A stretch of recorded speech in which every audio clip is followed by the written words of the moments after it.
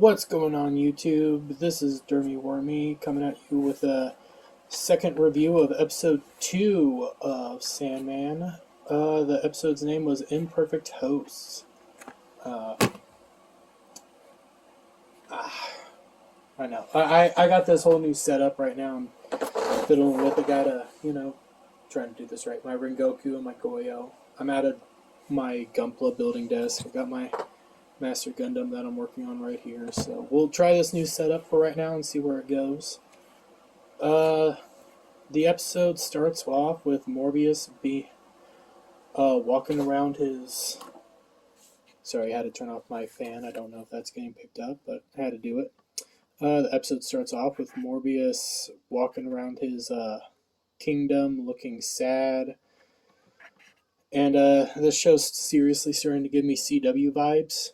And I don't know how that feels. We learn that Lucifine is the royal librarian, and she tells Morbius that while he was gone, she tried to keep a journal of what's been going on since he left, and soon she noticed that the writings in the books were disappearing, all in the entire library, and then the library disappeared.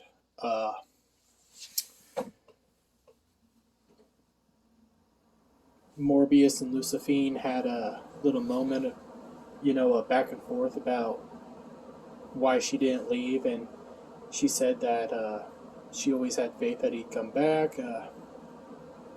Morbius then tries to use his powers to help rebuild the kingdom, but it doesn't work. Lucifine says he must need rest.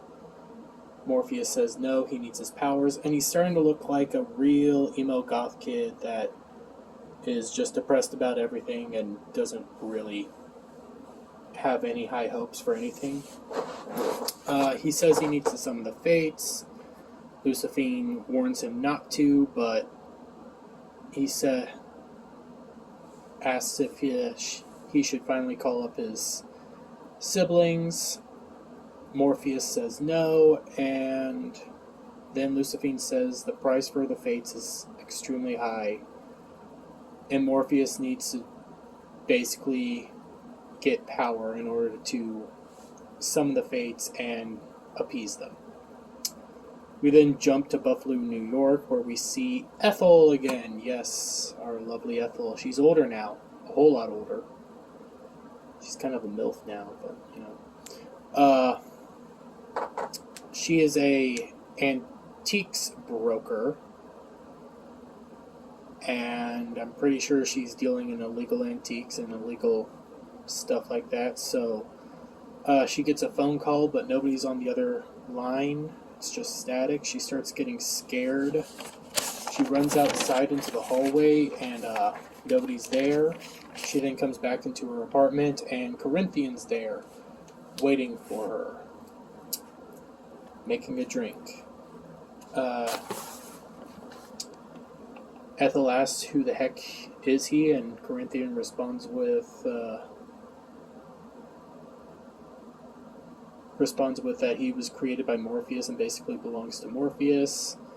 Ethel realizes all this stuff, and Corinthian says he's his own man now and doesn't belong to Morpheus.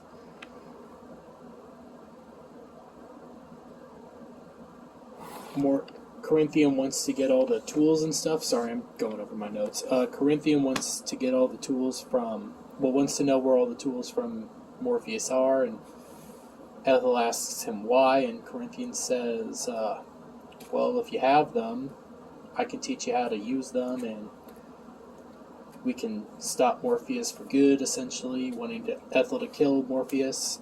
And Ethel asks, why can't he do it? Well, it's because Morpheus's tools and Corinthian are made out of the same stuff, the sand stuff and everything, so Corinthian can't use Morpheus's tools. And we then hop forward. It turns out I jumped the boat a bit. And My words are getting. I've been up since 7:30 working at my day job, so work with me here. We jump forward back to Morpheus and the dream world, talk to Luciphine. They start trying to figure out what the heck they need to do to summon the Fates, and Morpheus asks if there's anything left in the dream world that he himself created.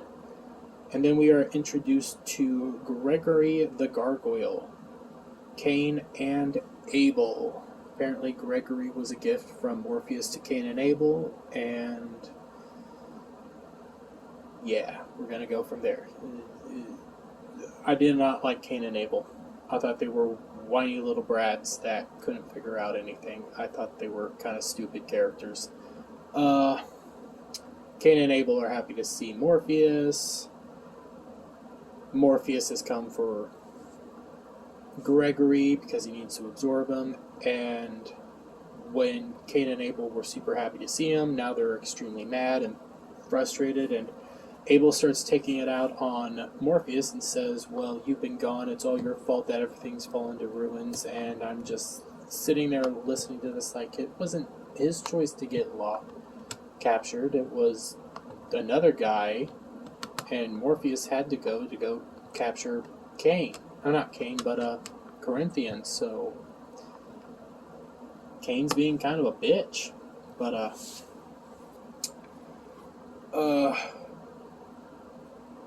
Cain and Abel decide to oppose Morpheus, and they offer themselves as tribute instead of Gregory, and Morpheus says that basically he can't take Cain and Abel, it has to be something that he created, and Gregory's something he's created, so he has to absorb Gregory. That's a rule of the world now, so let's hope they stick to it. Chances are they won't, but hey, maybe they will. Maybe the show will be better than I thought. Cain and Abel stand down. Morpheus absorbs Gregory.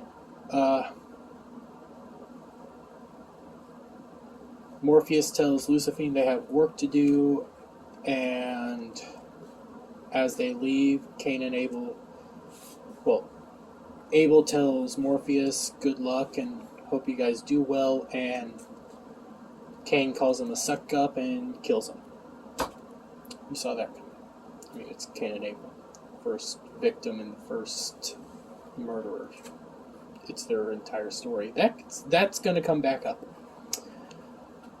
We now return to New York, where Corinthian admits to ask Ethel... Well, no. Corinthian admires Ethel's stolen stuff. Ethel corrects him by saying she brokered it all.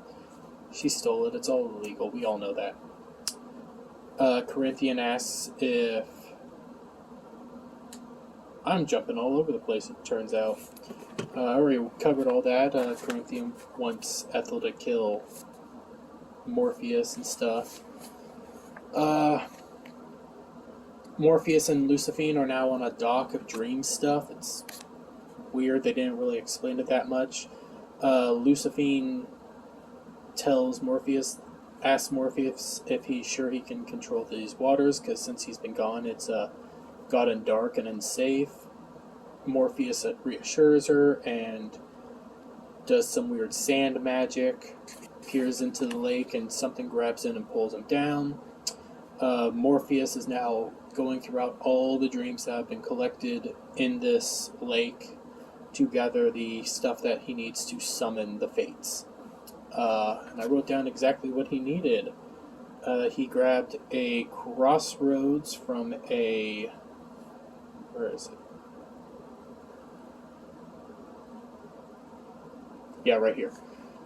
He grabs a crossroads from a Cambodian farmer.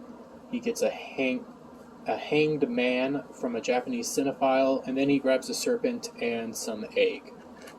And he comes back, and that's what he's going to give to the Fates. Morpheus then summons the Fates. He then offers the serpent as an offering to the Fates, and they grant him 3 questions and 3 answers. He asks where his pouch is. His pouch is with Joanna Constantine, who has some connection to John Constantine. At least I hope, because I like John Constantine, but he's not supposed to be in the season at least. He asks where his helm is. He knows that his helm was sold to a demon in return for an amulet of protection. He then asks, where's the ruby? And they say it was given from a mother to a son, and we are to gather that it was given from Ethel to John, her son. Kind of straightforward. The Fates leave. And then Lucifer notices that Morpheus didn't give the Fates the egg that he took, and he says it wasn't meant for them. We now jump to a graveyard where Abel, in the middle of some rainstorm, Abel's grave, he then resurrects, because that's how he does it, and at the bottom of his grave is the egg. He then returns to Cain's house, where he is happy that Cain buried him in a shallow grave, and Abel thinks Cain found the egg.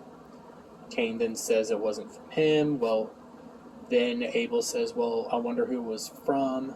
And then it started to hatch, and it turns out that it was a gargoyle egg. So now they have a new little pet gargoyle, and this was Morpheus trying to apologize. Excuse me. And Morpheus and Abel and Cain start bickering about whether it was a good apology or not, and then Cain comes around and says, well, the new gargoyle is pretty cute and stuff. They then start bickering about whether what they should name it. Abel wants to name it Irving. Cain wants to name it something with a G, because gargoyles have G names apparently. They start fighting over that. Cain doesn't like Abel's G name, which was Gerving, I believe, and Cain kills Abel again. We jump back to Corinthian and Ethel. I'm not looking forward to this scene. This scene was just stupid. Stupid. It was woke. It was all that intersectional feminist bull crap. Ethel tells Cain that you're not listening to her. Well, I guess that's what good-looking men don't have to listen to people. Corinthian thinks she's coming on to him.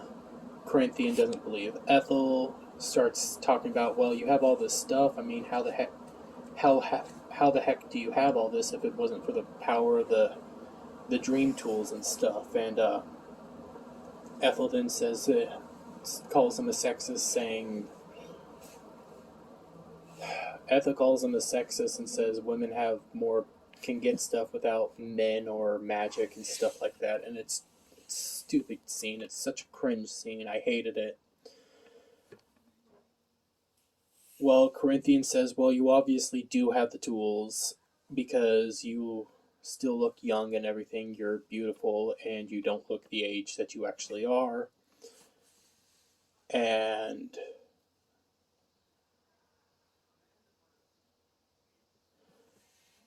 she ends up telling Corinthian that she gave what she did with the other two items. She gave the helm and the bag away so she could come to America. She then gave the ruby to John, and she also said that the ruby has the power to make dreams come true, but also nightmares.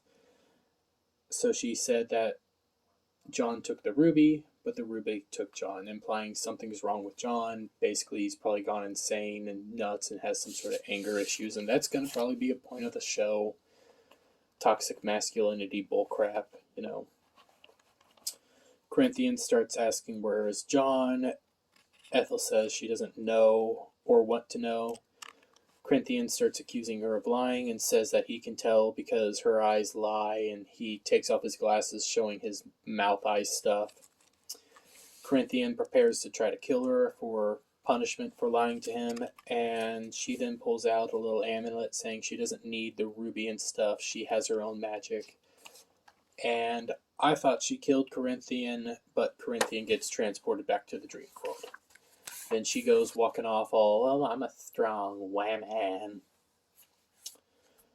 I already covered all this. It was the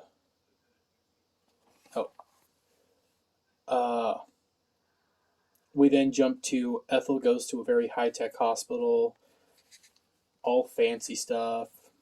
She meets with this woman named, I don't remember her name, and then she meets with a guard. A guard lets her into this room, and she enters what looks like this nice kind of room, and John's sitting there on the bed sleeping, and he is played by John Dee, who I actually really like John Dee. I think John Dee is a great actor. So John and Ethel start talking, and John asks, why is Ethel there? Ethel responds with she wants to see her son and talk with her son, and John starts talking about, no, you want to know if I've already forgiven you. Ethel starts asking, how does he like being here? He says, in this prison. Ethel responds with, no, it's a hospital. How's your therapy going? John's really not being responsive to her, and then she says, we really need to talk. John responds with, well, that always works out well for us. Should I call the guard in to referee? And then she says, listen, we need to talk about the ruby. John looks interested, and that's pretty much that for them for the rest of this episode. We then return to Irving / Goldie, the new gargoyle, and he's flying over the graveyard where Abel gets buried. Lands at Abel's current grave, and Abel hops up and is smiling and stuff, and looks down at Irving and sees Irving crying, kind of whimpering, kind of crying. And he says, oh, don't worry, Irving, it's okay. I'm Abel, he's Cain. He's supposed to kill me, and I'm come back from the life. It's our story. That's how we are. And Cain starts getting kind of emotional in this weird way. This is why I don't like, not Cain, Abel does. God dang it, they look stupid. I hated them. I hated both. I hated this episode, really. But I still gave it a decent grade, but we'll get to that. Abel starts looking sad and depressed and starts asking if Goldie / Irving even knows about stories, so he decides he'll tell Irving a secret story. And it's about two brothers that love each other and are always happy with each other and live with each other, and they're happy. And it comes off very apparent that Abel isn't happy that Cain always kills him, which can't blame him, but you need to speak your mind and stuff, so we then return to the docks where the dream waters are, and it's Morpheus and Luciphine, and Luciphine's asking what Morpheus is doing. Morpheus says he has to go to London to meet with Joanna Constantine to get his pouch back. Luciphine says, well, you were just there. Maybe you should wait. Morpheus says, no, he has to go now. Luciphine says, well, then, will you do something for me and take a raven? Morpheus says, no. Luciphine starts getting all uppity and saying, you should take the raven because Dream always has a raven, and the ravens can travel back between the dream world and the real world, and that way she can stay informed.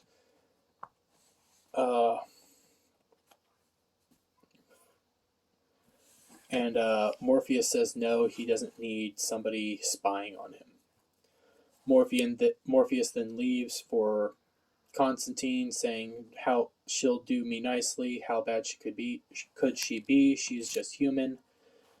And Luciphine makes a wisecrack about Roger Berg's being human, and Roger Berg was Magus. That worked out nicely, didn't it? We then see that Corinthian was returned to the dream world, and he is greeted by Luciphine at the gates of the dream kingdom. She then Corinthian tries to leave immediately, and Luciphine asks him if he has any loyalty to their king Morpheus at all. And Corinthian goes off saying that Morpheus doesn't have any loyalty to him. He knows the true Morpheus. Morpheus is this bad dude that only cares about himself and his kingdom. He doesn't care about any of us. Corinthian then starts to leave, and as he's leaving, he tells Luciphine that she can't save him, and she can't help him. Well, she can't change him, and she can't save him. And then it ends there with Luciphine kind of looking sad, and we're gonna get this idea that Luciphine has feelings for Morpheus, probably. My thoughts about this episode. It's too emo mopey. I can't stand this emo mopey Morpheus guy. He always looks sad and depressed. That feminist scene with Ethel really just grinded my gears. Strong woman, sexist, all the buzzwords that just ticks me off. And then Cain and Abel were just annoying, bickering brothers that their only worth was, I guess, comic relief, but it wasn't even that funny. It's kind of stupid. The pros I have for the episode was, it looked pretty. Visually, it looks good. And the other plus I gave it was John D. I like John D. John D's a good actor. I really like John D. And in the small amount of time he was on the screen, I was actually invested because I like John D. Overall, I gave the episode I'm going to give it a 4 out of 10. It wasn't anything fancy. I get it. It's still early. Maybe something's going to change, but it just, I didn't like it. So that's my review. I'm now going to do a little announcement.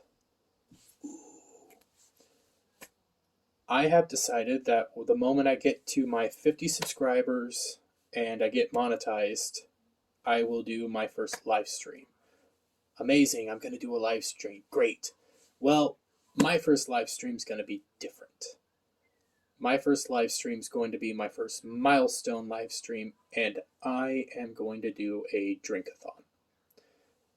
That means for 2-3 hours, I'm going to do nothing but drink. I will figure out what the heck the drink is. It's probably going to be cheap. It's probably going to be bad. And however many people are there and have subscribed and got me monetized, you guys are going to be allowed to give me liver poisoning, essentially. So we'll have some fun. I'll think of some other milestones. I'm going to try to keep getting some of these videos out throughout this week. Once I'm done with Sandman, I'm going to think of something quick to do. Maybe I'll review Erased from Netflix. I like that anime.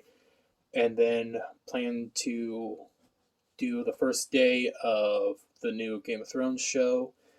And then we're going to plan to do Lord of the Rings, The Rings of Power, which is just going to be wonderful. I got to get that monetized. I got to get that money, and I got to keep working. So thank you guys. Leave a comment on the channel, like and subscribe, share it to your friends, and yeah, I'll see you next time. For now, bye. Hey everyone, thanks for watching. Subscribe to the channel, leave a comment, and share it out with your friends.